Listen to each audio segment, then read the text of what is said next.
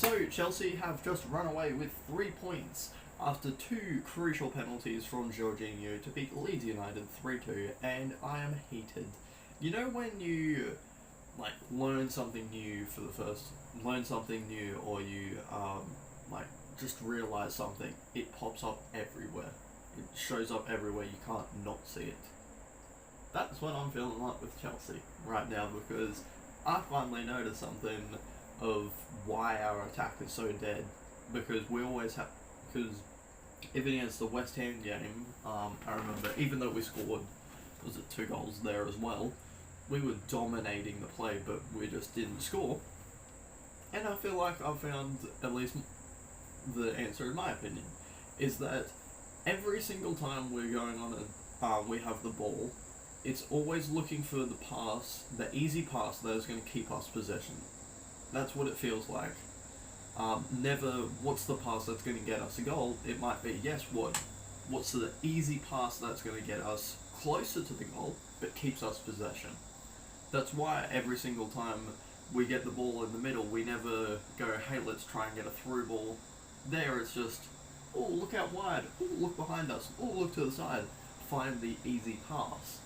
And there's just so many, I genuinely could not think of even one attempt of a through ball beyond the defence tonight. Well, today, this morning, last night for them. I genuinely couldn't think of an attempt. Timo, Kai, Mason, none of them had an opportunity to turn around the back shoulder of the defender and run through. Yes, obviously that's got to do with teams' lack of willingness to actually try and win the game. You saw Leeds score an equaliser and act like they've just won the Champions League, and the fans did as well, going, hey wankers, yeah, or listen to you now, when we're even. interesting ploy there. But go on to further details, Kai Havertz, for example. I thought he was really good today at keeping possession, of maintaining the ball, because a lot of the times when you don't go outside, when we got to those wider positions, because Timo Werner doesn't have the facilities to beat a defender one-on-one, he just kicks the ball and runs after and tries to beat them on pace. He'll pass it inside, and it's not inside and through pass beyond the defence. Defence is here, he'll pass it back there, so then Kai Havertz has to run back to goal.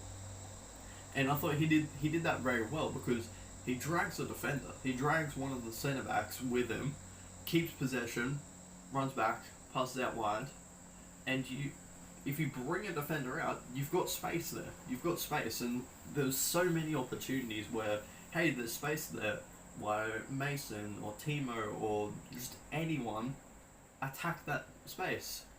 But what happens? Well, Havertz he'll create that space and then jog straight back into it with the defender. So then that move he just made was absolutely useless and just rendered just useless. What's the point of dragging a defender out, doing half the job of a false 9 centre forward, and then just not even attacking it? Why? it just frustrated me, because you have Timo Werner, who's maybe not one of the best in the world, but a top tier player that runs beyond the defence. Play a through ball and you're going to get there. Mason Mount can even do that. Kai Havertz no, he has, because a certain goal in the Champions League final. But yeah, they don't play those attacking balls, because that's not an easy chance. That's not an easy ball. An easy ball is passing it out to Reece James, who'll get the ball and pass it back or something. The easy pass is out wide, or to someone, one of the forwards, who'll run back, draw out the defender, and do fuck all with it. It's annoying. And more individual stuff. Two things. First of all, I will say that I've read transfer speculation of linking Digne from Everton with Chelsea because obviously Ben Chilwell's out. Even though I did hear one story from a source, I forgot which one, that said Chilwell could be back in mid-January, but that's only from one person, so we'll see. And because, I mean, we had to use Saul against Zenit at left wing back, and I kind of look like, it's not the worst option, but we can weigh it down with what we have. After today, and just actually thinking about it, that is perfect, because that means we can buy Lucas Digne, and we don't even need to sell Marcos Alonso. We can just fucking release him because he's worthless. Holy shit. He is so bad. He is so bad.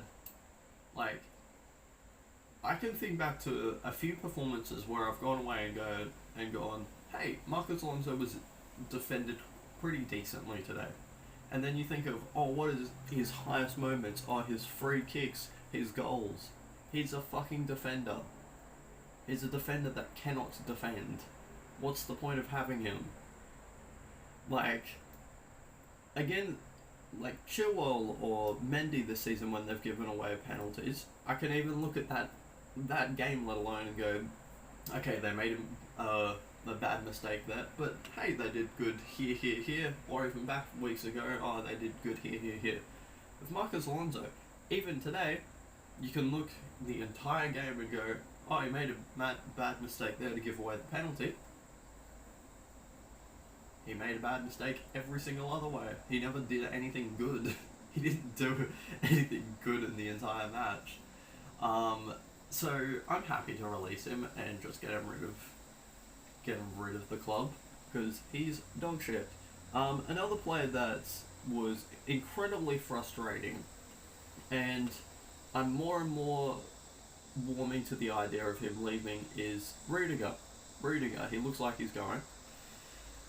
Listen, as a defender, he's one of the best in the world. I will stand by that. But he doesn't understand his role, and he was playing as an attacker today. That's just a fact. Like, I remember when we first conceded the first penalty, thanks Marcos Alonso. The first attack, it was a normal, I think it kind of came from a corner, but then like a minute passed, and we got to the box, edge of the box, we play it in, and who's there? Rudiger. Listen, it's cool when you've got that space to run into, because compared to other defenders, you're a better attacker than them. Compared to an attacker, you're dog shit. So he got the ball and chipped it over to the goalkeeper. That didn't help. And then about 2 minutes later, exact same scenario, who popped up? Rudiger. Oh, and he shot from 40 yards out and it wasn't even close when there was 7 other Chelsea players in front of him. There was 7 and he shot from 40 yards. It was so annoying. And then I think 2 or 3 times from throw-ins, from Reece James on the right side, he was looking for a throw-in, and Rudiger had run pretty much next to Havertz to go, and he's demanding like, oh, come on, give me the ball. One of those times was literally in the build-up to Leeds equaliser. The throw-in came, he was standing up there, the ball came to that person there, and then all of a sudden, hey look, there's a space in the middle of Chelsea's defence, because somebody left and went to attack, and oh look, Leeds aren't stupid and go, hey, there's a space, yeah, let's play the easy pass, therefore, hey, let's attack that space, and they equalised. And, whoa, surprise, Rudiger doesn't do his role, he doesn't defend, and we concede. But then on the flip side, you can say, oh yeah, but he got the 2 penalties for Chelsea. First of all, the first penalty was not a penalty. I'm very bitter and I don't even care if I'm like that. That was not a penalty. We were gifted that. The second one, I don't even know why the Leeds players would. I don't know why the Leeds player committed that foul or even tried to defend it. He completely missed and just kicked Rudiger. But yeah, it's Rudiger just needs to defend. I think that's what's going to help us the most. We can't keep clean sheets anymore, and those 2 goals came because of Marcus Alonso and then Rudiger's positioning. It's annoying. And then also another thing that annoys me, Tuchel, first of all, I still think it was too late for the subs, but what has he got against Aspie? I really don't understand. In the Premier League at least, Aspie's been picked about like 3 times through the entire season, and every single time he gets subbed.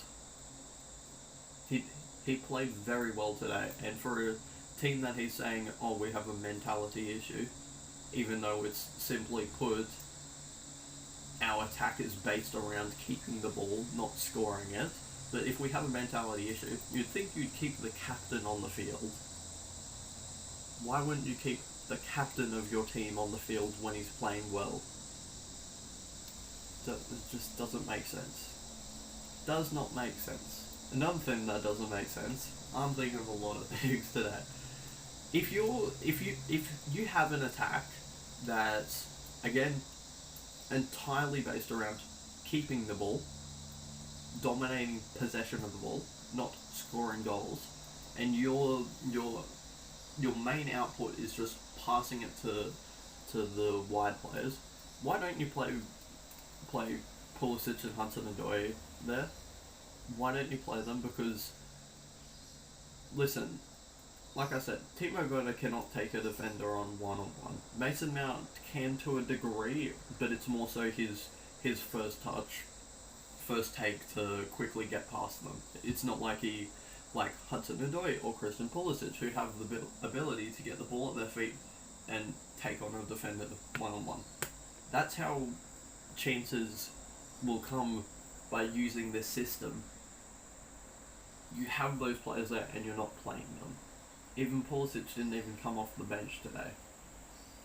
That doesn't make sense to me, because what's the point of just playing it out wide when those wide players can't do anything with the ball in the system you've built? Yeah. Frustrating.